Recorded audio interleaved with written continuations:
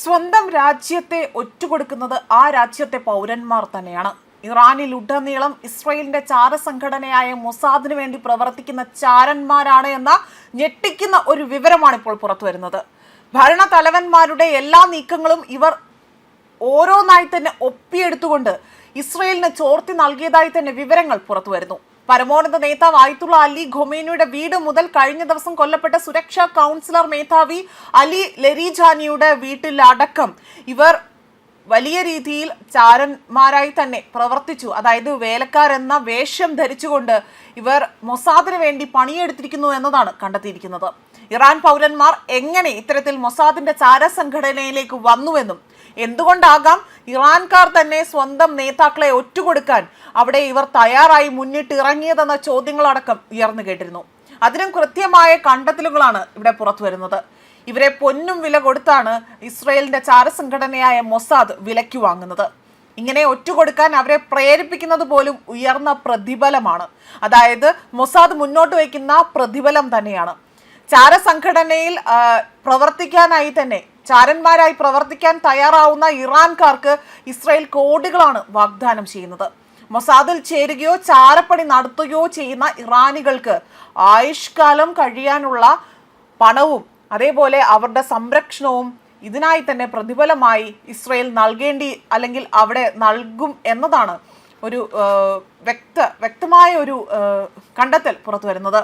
ഇറാനിലെ ഒരു നേതാവിനും ഇതോടുകൂടി തന്നെ രക്ഷയില്ല എന്നത് ഇവർ എടുത്തു സൂചിപ്പിക്കുകയാണ്. അതായത് ടെഹ്റാനിൽ തന്നെ ആ രാജ്യത്തെ ഒറ്റുകൊടുക്കാൻ ആ രാജ്യത്തിലെ പൗരന്മാർ തന്നെ അവിടെ പണിയെടുക്കുന്നു എന്നതാണ്. മൊസാദ് എന്ന ഇസ്രയേലിന്റെ ചാരസംഘടനയ്ക്ക് നേതാക്കൾ ഈ നിമിഷത്തിൽ എവിടെയാണ് എന്ന വിവരം, അതായത് അവിടുത്തെ നേതാക്കൾ ഇപ്പോൾ എന്താണ് ചെയ്യുന്നതെന്ന് പോലും കൃത്യമായി തന്നെ ഒറ്റുകൊടുക്കുകയാണ് ഇവർ ചെയ്തിരിക്കുന്നത് എന്നതാണ് ഇവിടെ വസ്തുതാപരമായി എടുത്തു പറയേണ്ട കാര്യം. ഇറാനിൽ കൊല്ലപ്പെട്ട പരമോന്നത നേതാവ് ആയത്തുള്ള അലി ഖൊമേനിയുടെ അടുക്കളക്കാരിയായി തന്നെ ഒരു ഇറാൻകാരി അവിടെ ഇസ്രയേൽ ചാരസംഘടനയ്ക്ക് വേണ്ടി പ്രവർത്തിച്ചിരുന്നു. ഇവർ കൃത്യമായി ആയത്തുള്ള അലി ഖൊമേനിയുടെ എല്ലാ ലൊക്കേഷനുകളും കൈമാറുകയാണ് ചെയ്തത്.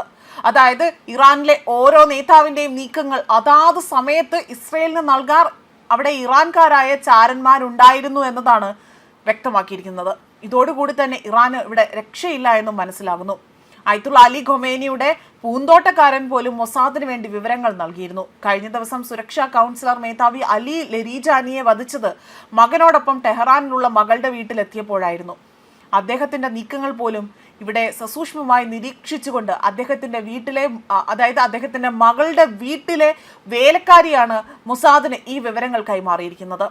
ടെഹ്റാന് കിഴക്ക് പർദീസ് മേഖലയിലാകട്ടെ മകളുടെ വസതിയിൽ വെച്ചാണ് ലരീജാനിയെ ഇസ്രയേൽ ഇല്ലാതാക്കിയത്. അയൽവാസിയായ ചാരൻ മൊസാദിനെ ഇക്കാര്യം അറിയിക്കുകയായിരുന്നു. തൊട്ടടുത്ത നിമിഷം തന്നെ ഇസ്രയേൽ അവിടെ ബോംബിട്ടു. അതേപോലെ തന്നെ Iran armed force chief of staff general Abdul Rahim മൗസവിയെ അവിടെ വധിക്കാൻ വനിതകളെ ഉപയോഗിച്ചുകൊണ്ടാണ് ആ ഒരു കൃത്യം നടത്തിയതെന്ന റിപ്പോർട്ടാണ് പുറത്തു വരുന്നത്. ഇദ്ദേഹത്തിന്റെ സുരക്ഷാ വിഭാഗത്തിലെ ചില ഉദ്യോഗസ്ഥരെ യുവതികൾ പ്രലോഭിപ്പിച്ചുകൊണ്ട്, അതായത് അങ്ങനെ ഒരു രീതിയിൽ ഈ മേധാവിയുടെ വിവരങ്ങൾ അറിഞ്ഞെടുക്കുകയാണ് ചെയ്തിരിക്കുന്നത്. ഇറാനിലെ മതപുരോഹിതന്മാരെ വരെ വശീകരിക്കാൻ മൊസാദ് സുന്ദരികളായ വനിതകളെ അവിടെ ചാരന്മാരാക്കി തന്നെ പ്രവർത്തിച്ചു. കിടപ്പറ പങ്കിട്ട് പോലും അവർ വിവരങ്ങൾ ചോർത്തിയതായും ആയത്തുള്ള അലി ഖൊമേനിയുടെ ആ ഒരു നീക്കങ്ങൾ 2 വർഷവുമായി തന്നെ, അതായത് 2 വർഷമായി തന്നെ ചേരുന്നുണ്ടായിരുന്നു. അതേപോലെ ഖൊമേനിയുടെ വീട്ടിലെ ജോലിക്കാരുമായി തന്നെ സമ്പർക്കം പുലർത്തിക്കൊണ്ട് അവർ മൊസാദ് വേണ്ട വിവരങ്ങൾ അവിടെ ശേഖരിക്കുകയാണ് ചെയ്തത്.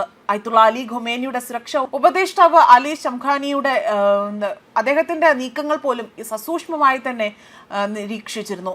അംഗരക്ഷകരിൽ നിന്നാണ് ഈ വിവരങ്ങൾ ചാരസംഘടന ചോർത്തിയെടുത്തതും. ന്യൂസ് ഡെസ്ക് കർമ്മ ന്യൂസ്.